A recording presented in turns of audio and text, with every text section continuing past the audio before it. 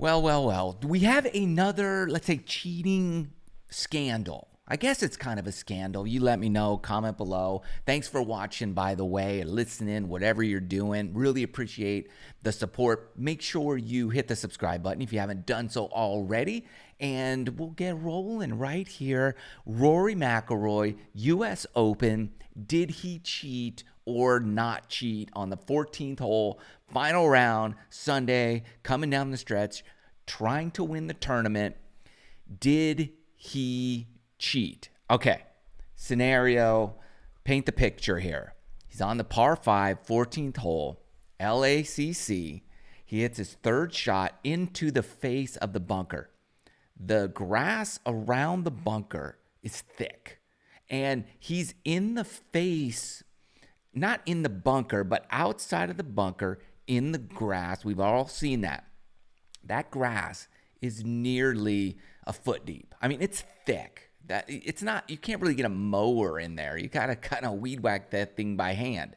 So it's thick grass. I mean, it's, I don't know, 8 inches thick to a foot. I mean, it's deep.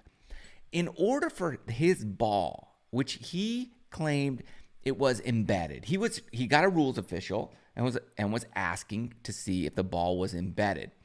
He pulls his ball out. That's totally fine. You're allowed to do that to at least identify your ball. He does that, and then he's poking around in there with his finger.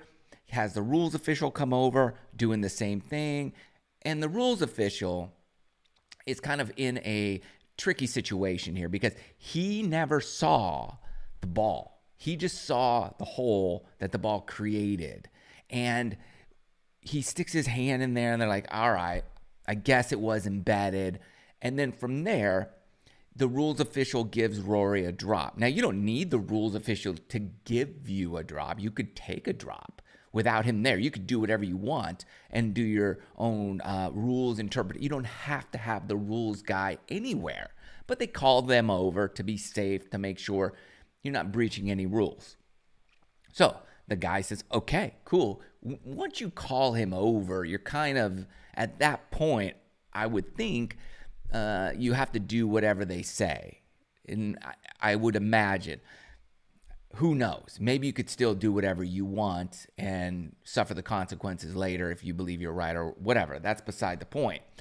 Nonetheless, he gives Rory a drop. Okay, so the rule is unplayable lie that you take a drop 1 club length from the spot, or the nearest point of relief, no nearer the hole. Or from unplayable, it's actually 1 club length from that point, no near the hole. And the rules do state going straight back or directly behind your ball. Now, here's the thing. Behind his ball is the bunker, and that's a hazard, right? So you wouldn't take an unplayable from out of a hazard to in a hazard. Vice versa. If you're in a hazard, you can't go out of the hazard. If you're in the hazard, you got to stay in the hazard. If you're out of the hazard, you can stay out of the hazard. So some people were kind of clamoring about that. So I believe that you don't have to drop in a hazard if you're out of the hazard. So you get 1 club length out of the hazard, nearest right from the point, no near the hole. So he goes sideways, takes his drop, chips up, bad chip, miss a putt, bogey, right? So he bogeys the hole. And everybody later is up in arms about the fact that was the ball actually embedded? I would have to say the only thing that would be embedded would be if you shot a bullet point blank range into the grass right there. That bullet might get embedded there. There's no way in the world, 0 chance, none whatsoever, that from 130, 40 yards, 50, it doesn't matter where you're from, there's no chance that your ball flying, landing, coming down out of the air into the face of that grass is going to penetrate 8 inches to a foot of grass and then embed into the earth. They didn't get any rain. It wasn't soft dirt. It wasn't mushy fairway cut. It's not going to happen. 0 chance whatsoever.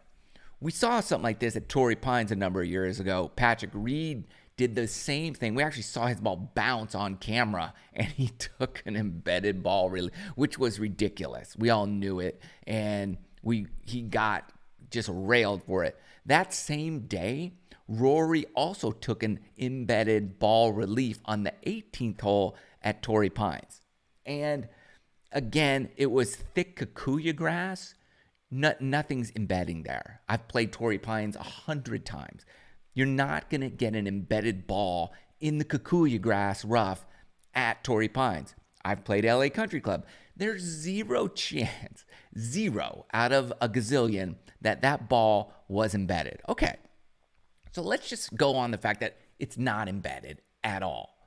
All right, so what happens? Well, the rules official gave him a drop, so he took the drop and proceeded forward, bogeyed the hole, finished in second place, and a lot of people are saying he should be assessed a 2-stroke penalty for an improper drop and then tied for second with Scheffler.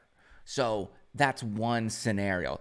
That's ridiculous. Okay, I don't believe that either, because if, he was given the drop by the rules official, so it's kind of off of him. The rules official gave him the drop. He proceeded forward, non-issue. Here's the thing. Was Rory, two things. Was Rory purposely trying to do whatever he could do to win the U.S. Open? Let me know. Let me know your thoughts on that one. Is Rory that desperate that, man, I'm going to do whatever I can do in this scenario, in this situation, and I'm going to find whatever it takes to get a free drop here? I'm going to do it because I need a par. I need to try to chip it in. And based on his chip, you could tell dude was trying to hole it out. He's not trying to save par. He's trying to make a birdie there, and he didn't. So he made a bogey, unfortunately. Par, man, that par would have been a huge par right about now, right? He doesn't. Anyways, he misses out. So heartbreaker for him. Doesn't do it. Okay, so what happens if he's not given the drop? Okay, there's zero chance that he actually is going to play the ball. You can't even see it. It's like 8 inches in the grass. You're not going to play it. If you do, you're going to hit it farther into the grass, or it's going to pop out and go in the bunker, and then you're scrambling for bogey, make double. So at least double, but probably going to nail it. There's no chance you play it. So let's say he's not given an embedded ball. What he does is he would take an unplayable lie. And that's basically the same rule as the embedded ball. You get 2 club lengths. It would actually probably have been better if he had done that. Well, he wouldn't have gotten a worse score, I don't think, because he would have gotten 2 club lengths no near the hole. So he literally could have put this thing almost sideways on the green. He could have putted it or had a better, cleaner lie for a better chip shot. He would have had a better chance to hole it for par if he took the 1-stroke penalty, because then he's hitting 5. But he didn't want to do that. He wanted to try to make birdie still. That's why he went so far to do whatever. And I'm not saying he's intentionally cheating. What I'm saying is he is like grasping at anything. Like, man, it's hard to tell, but I'm going to err on the side of it's embedded.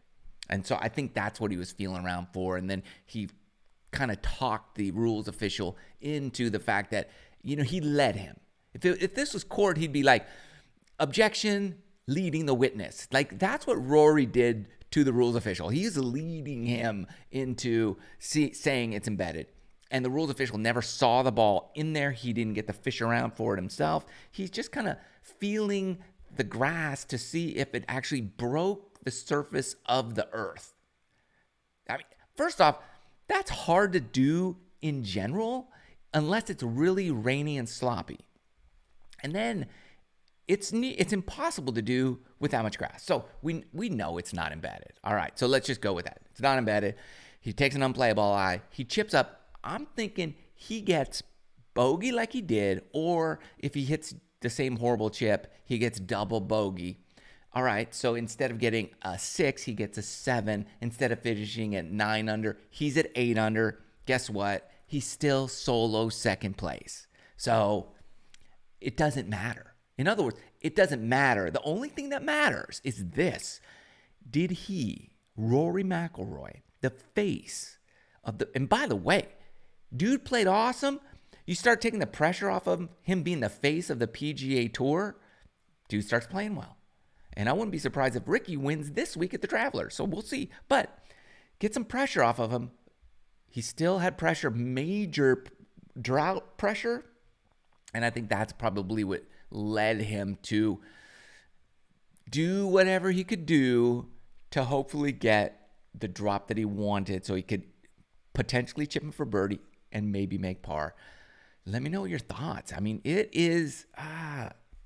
there's been a few Rory rules deals that have kind of been, did he go too far? You let me know. Thanks for listening. Good luck out there. We'll see you next time.